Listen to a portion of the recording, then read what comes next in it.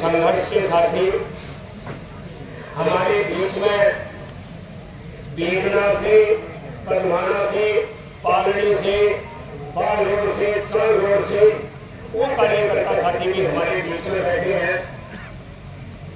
और जो दूर का क्षेत्र जिसको हम कह सकते हैं चिड़िया और नोसवा, उससे भी थोड़ा आगे का कह सकते हैं शतोपरा गोडला, उससे भी आगे का कह सकते हैं पातुआस, मैराना, खेड़ी और आपका ढाई घोड़ाट, सारे क्षेत्र के मूल लोग जो प्रतिनिधि के तौर पर तो अतल सिंह महतो की आस्था रही है, हमारे संघर्ष के साथी रहे हैं, वो सारे के सारे कार्यकर्ता साथी जो इतनी दूर से चल के 2, 5, 7, 10 की संख्या में यहाँ आए हैं, आज जो यहाँ से ये संदेश लेके जाएंगे, ये संदेश ये जो चुनाव 5 तारीख को हो रहा है उस चुनाव की कहानी लिखेंगे। अभी तक आज विड्रॉल नाम वापस लेने का अंतिम दिन है। कल के बाद जो एक्चुअल चुनाव भरे में जो कैंडिडेट रहेंगे उनके नाम छपेंगे, उनके निशान बनेंगे और उसके बाद विधिवत रूप से चुनाव परसों से शुरू होगा। कहने को अभी काफी समय बीच में है, लेकिन चुनाव के नाते से कभी भी हम समय को ज्यादा नहीं मान सकते, क्योंकि इसमें रात और दिन बराबर हो जाते हैं। आधे घंटे पहले सोमवीर सिंह का फोन आया कि भाई मैं मकराना में हूं, छिल्लम में छोड़ के आ जा। मैंने कहा कि अभी 20 मिनट की गुंजाइश हमारे पास है। अभी 20 मिनट पहले बताया कि मैं छिल्लम से निकल गया और अभी उनका फोन आया कि मैं टेलर रखे ला लिए, अब हम सीधे आपके पास आ रहे हैं। यानी कि चुनाव इतना खींचतान का होता है कि इसमें 1 मिनट की जगह 10 मिनट, 10 मिनट की जगह 1 मिनट होते देर नहीं लगती। इसलिए 5 तारीख को हम पूर्ण नहीं मान सकते।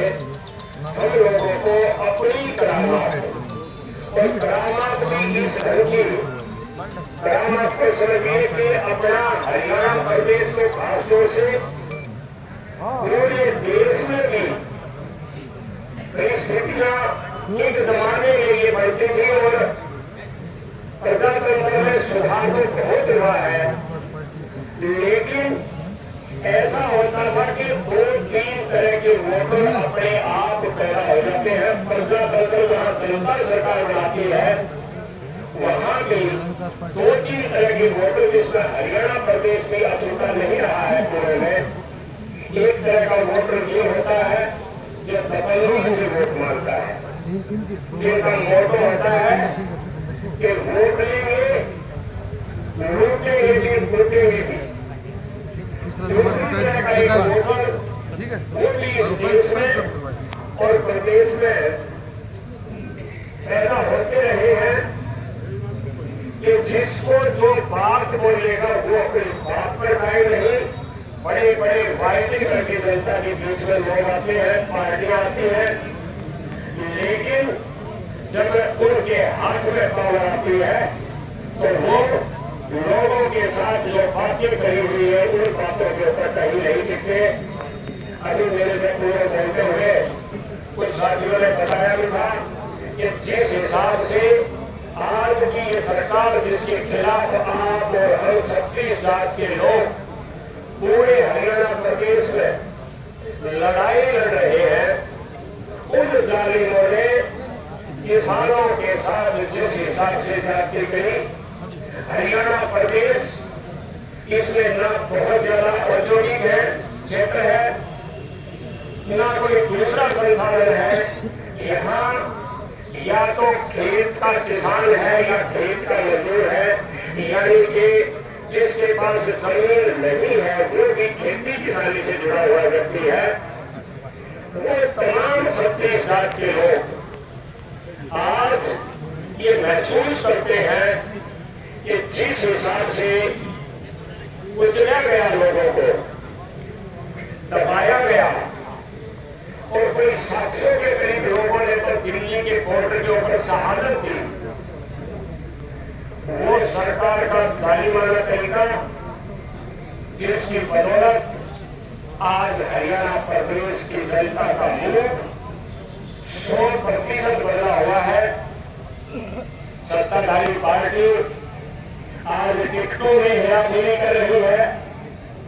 सुखविंदर ने अपना गलत कुछ मीटिंग में भी बताया था, अगर पार्टी मेरिट के हिसाब से करती, मैंने तो ये पार्टी उसने छोड़ दी थी जिसने दिल्ली के बॉर्डर के चारों तरफ पूरे देश के किसान अपनी बात कहने के लिए, दिल्ली में जाने के लिए, अंदर जाने के लिए संघर्ष कर रहे थे और जालिम सरकार वहां सड़क के ऊपर कीले गाड़ रही थी।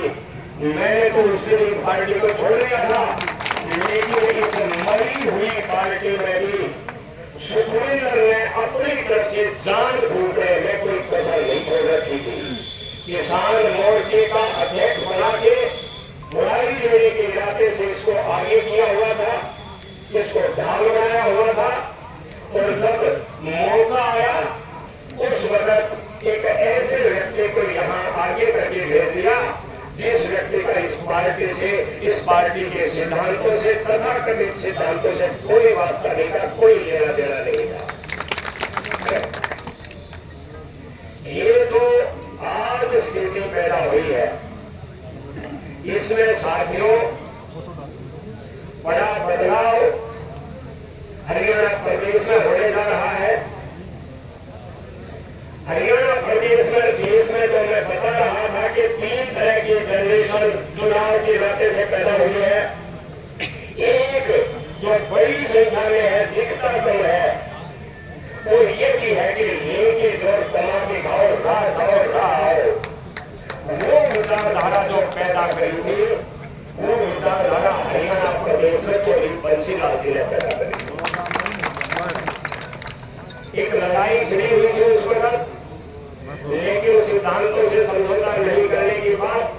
और मुझे गर्व है, ये जो सोचते रहेगा ना अपने बीच में, बाढ़ विधानसभा क्षेत्र से इसको कांग्रेस पार्टी ने उम्मीदवार बनाया।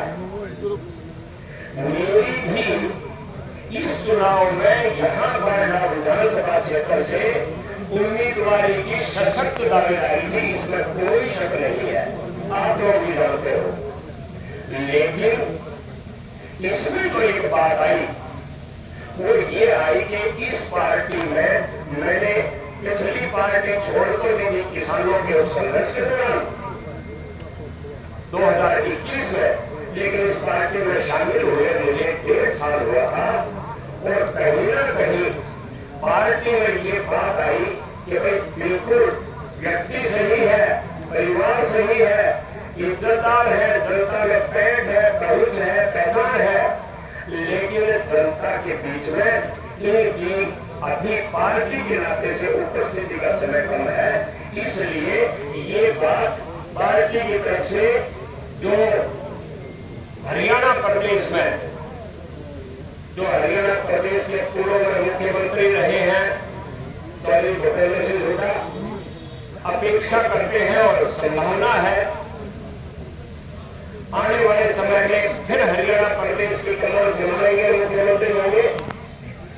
उन्होंने अपनी तरफ से ये बातें तो चंद्रराम जी, सुमेर सिंह साहब और जिसने ये सारी मांग करने के लिए गए थे उज्जवल विद्यालय जी, ओम प्रकाश भरोती जी, ये सारे के सारे साथी जिससे बात करके आए थे, उसके बाद ये बात उनकी तरफ से आई कि भाई ये जो आज की परिस्थितियां बनी है, ये राजनीतिक घटनाक्रम, इसके पीछे जो मुझे समझ में आया और जो बताया गया वो ये था कि भाई किसी भी पार्टी में जब तक आपका एक उचित समय उस पार्टी में समय नहीं दिया जाए, उस वक्त तक पार्टी का उतना विश्वास नहीं पड़ पाता है।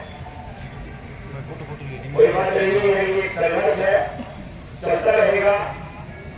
अगर इन बातों से नाराज होकर हम लोग लाइन बदल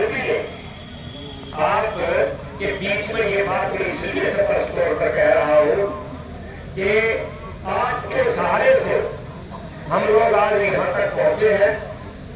आपकी ताकत के बल पर आज हम यहां दावेदारी जताने की जो बात कर रहे हैं वो यहां तक पहुंचे हैं। और अगर ये लाइन बदल भी ले तो फिर एक से शुरू करना पड़ेगा। और ये जो 1 साल 1.5 साल का समय कम कर गया, ये तो फिर जिंदगी भर कम पड़ता चला जाएगा। इसलिए स्थायी तौर पर टिक के इस पार्टी के अंदर रह के इस पार्टी को समर्थन करके इस पार्टी के जो फैसले हैं उन फैसलों को अपने सारे साथी माने, इस बात के लिए आपको तैयार करके आगे बढ़ेंगे। सौम्य से हमारे बीच में आ गए हैं, इधर आ जाओ, इधर आ जाओ। सौम्य से अपने कांग्रेस पार्टी के यहाँ 5 से प्रत्याशी अपने बीच में आए हैं।